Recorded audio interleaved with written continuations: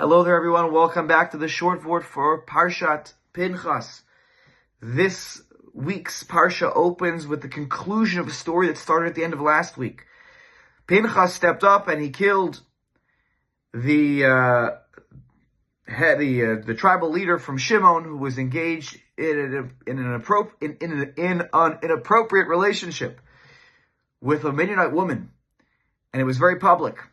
And Pinchas stood up while everyone else was dejected by what was occurring amongst the Jewish people, and he stood up and he killed the two of them, took bold and swift action.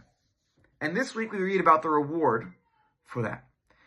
But the Smag, Rav Moshe Mikutzi, asks a very thoughtful question. It's not such a long story.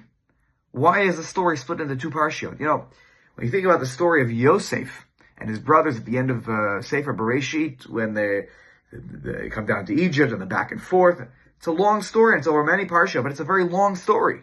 This is very short. Why was it split into two?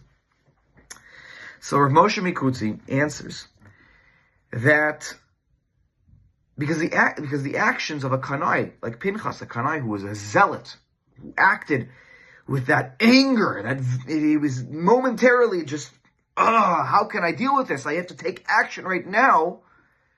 When we deal with people who are like that, we have to take a moment to pause and analyze their actions.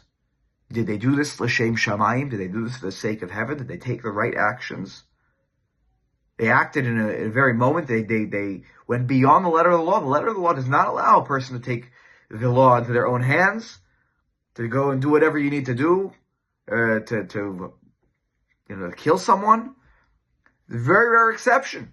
And if you're going to do this, you have to make sure you're exactly following the right path of how a kanai, a zealot, is allowed to act. So we have to take a moment to breathe and to analyze these actions before we're judging. Did Pinchas do something right, and therefore he deserves a reward? Or if Pinchas had taken this action and it was not deemed correct in the eyes of God, undoubtedly he would have been punished for it. And this really speaks to the idea of being patient and not rushing to judgment. Even here, the way that the Torah is written is that it asks us to pause and to consider Pinchas's actions. Were they worthy of a reward or not? And we have to wait a whole week in between to see, yes, he does. He does deserve that reward. And even the way it's written in the Torah, there's a break. And therefore, it asks us to pause and then take that into consideration. We are living right now in a time where everyone seems, not everyone maybe, but our world is a place where we rush to judgment. People are judged by 5-second clips. Things are spliced from a larger clip, and people are judged by something they said in the 5 seconds that were actually taken from that clip. People are judged in a this time it takes to snap your finger by things we do today because of the way that media and social media feeds us so much constantly and continuously. We have to be very careful.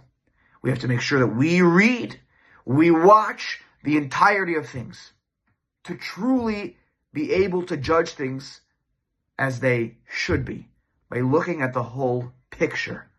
And this week's Parsha begins subtly by teaching us this lesson. Do not rush to judgment. Do not take the 5-second clip and say, what did this person do? How could they say this? Get all the context before rushing to judgment of another person, of an organization. That is our responsibility, is to do our homework and to make sure that we don't lay judgment too quickly on anyone. Wishing everyone a Shabbat Shalom.